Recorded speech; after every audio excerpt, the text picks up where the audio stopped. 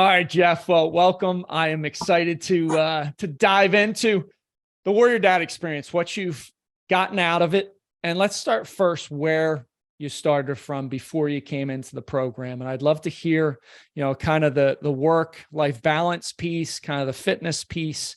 Where were you at before you started the experience? Yeah, I'll just go right in order and try and knock them down kind of logically. Life balance skewed pretty heavily towards work. Not that if you were to ask friends and family, I was deficient in other areas, but personally and mentally, I felt like I was, right? So from optics or anything outwardly, probably looked pretty put together, but internally, what I was feeling and mentally was that work was consistently there, showing up, knocking it down, successes along the way. But personally, I felt it was a detriment in the other areas of, life balance, as you would say. And I view it as almost like a balloon. You push in one area, it expands in another. And it was a little bit disproportionate on the work side. And I wanted to figure out ways that I could balance that. And that's what brought me your direction. And then on the fitness side, it wasn't great. I was probably, I would say that felt extremely deficient. That was something that made me want to reach out and figure out something I could point to and stick to with consistency. And whether it's a program or coaching or whatever, I had found myself worrying that I wouldn't be able to bounce back. Okay. In my past, I've always ebbed and flowed, right? I can get back in shape. I can, gain, lose, stress, back in shape. You almost ebb and flow. And I had to wake up over a couple of months early in the year where I was just nervous. I became old enough and out of shape enough that I couldn't bounce back. And that was a stressor for me. And so I would say fitness pre-program was, arguably at a low for me. I don't know if I've ever been that out of shape. Probably once or twice over my kind of working career, but wasn't super proud of it. Okay. So work-life balance, a little skewed to the work side. Thought it was a detriment probably to the family side of life. Fitness side, kind of at your lowest. Jumped in. I know results can happen overnight. Like, how did you feel even just implementing the bookends and getting that structure kind of that first week or two? I talked to you right away. I was pretty blown away because I think you call it lone wolf, right? Historically, I just figured this is what everybody deals with, and this is, you just got to step up and get shit done, and you just look inward and stuff's hard, right? And what I quickly realized is it helped me to talk about it with somebody and get great ideas I would have never thought about, and then talk amongst kind of a team almost of like-minded people who are all trying to get better and learn along the way. And I found it to be super refreshing and eye-opening, because what I thought had to be one way absolutely did not. And it was the little things like the first, you and I jumped on a call first thing, right? Like just talking candidly before the cohort had signed up, we jumped on a call and you said, hey, watch this pre-video. Let's jump. I missed the pre-video, but then we went through each of the morning steps, and it resonated with me when you said, make these almost laughable, but I'm going to tell you, it's positive, it's wins, it'll shape your mindset. And so mentally, I'd never thought that way. I thought if it wasn't 180% of success or accomplishment, it didn't count. And all of a sudden, I forced myself to put the phone down first thing in bed. I like breathing exercise. I never would have thought to do that. Writing things down, I knew was incredibly therapeutic for me. I never did it personally.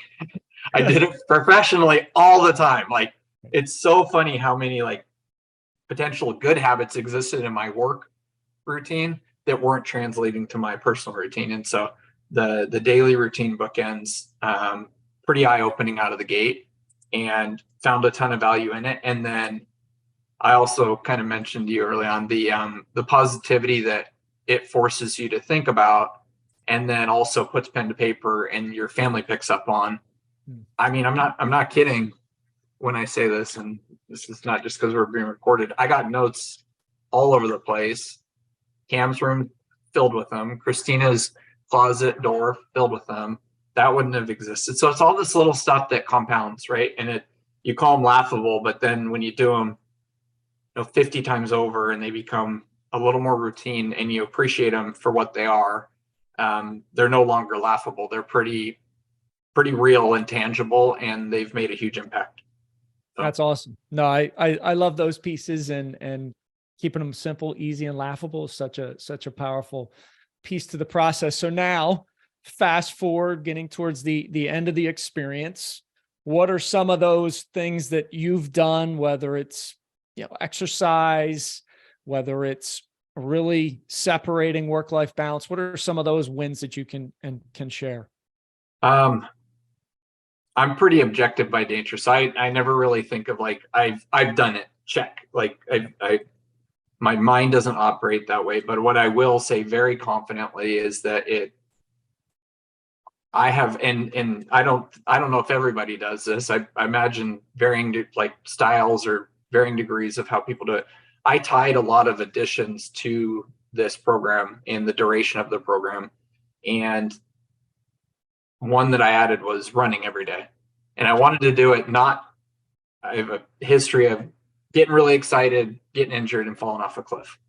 I wanted something consistent that I could point to and say over the entire duration of the program, I sweat and I worked out and I got my heart rate up and I actually got back in shape the slow and thoughtful way, and not just a 2 weeks going too hard.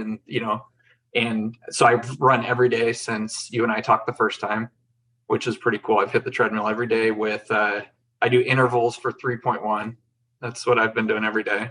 And they've increased in speed, so I can't help myself a little bit. And the amount that I'm running versus walking has increased, and the walking has an incline, and all these little things. I hope, knock on wood, I don't do what I normally do. It sounds now like I maybe am, but I've been hitting it every day, and I'm pretty excited about that, and the continuation of that. And then I haven't missed a day of the morning fire routine as well on the bookends. I would say there's been times where I've deviated a little bit from it being a rigor first thing I do in the morning, but I fit it in the morning.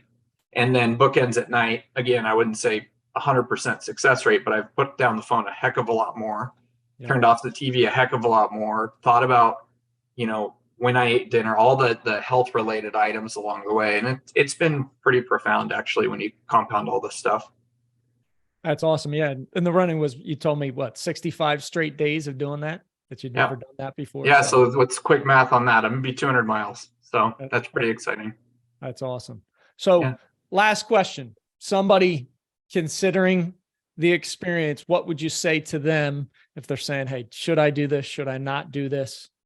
The way I think about that is a couple ways. And I'm again, just spilling guts, being very transparent. If you're even thinking about a program like this, you probably already made your decision that you should be doing it.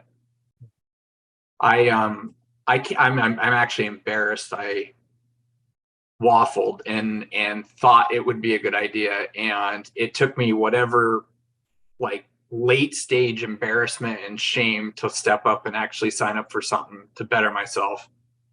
I, in hindsight, would have rather just, when I first heard about it and had curiosity, done it. And the reason I say that is I have coworkers and colleagues that, they refer of, oh, my coach, and, I did a personal this, and I was just like, why aren't I doing that? Almost the competitive nature in me, more so than the look inward and realize I needed it. And to hit a point where I'm almost so out of shape, I'm embarrassed to trigger jumping on a call and meeting you, for example. Like, I don't feel good about how I got there, but I feel really good about that I did it. And then now it's almost like, if anybody's thinking about it, just knowing what I was able to tie it to and accomplish along the way, I'd be like, if you're even picking up the phone, you've already made your decision that you need it. Personally, maybe not need it. Need it's a strong word, right? That's pretty harsh, but there's a benefit to even exploring it and doing it. And honestly, the way I thought about it was, everybody's financial situation is different, but I wouldn't hesitate in investing in stocks for that amount of money or for some financial gain. And it's almost laughable that I, wasn't investing money on myself to better myself, because the return on that investment has been ridiculous when you compare it just to money. And so, not to get overly like profound on this whole thing and high and mighty, but like, it's crazy that it took me that long, and I'm really glad I did it. And, I would immediately sign up for it again, which I am debating whether I need the rigor and the continuation of it. Cause I point to it, right? Like I told you, I point to it as something tangible, that I'm proud of and can say, oh, coach talked about it, or on Sunday we discussed this. And even if it were the exact same material, I've been gaining little tidbits that are useful in life along the way. And so anyway, I'm rambling, but I find very high value in it. And I imagine you and I will keep the relationship going. Love it, Jeff. Thanks so much. Absolutely.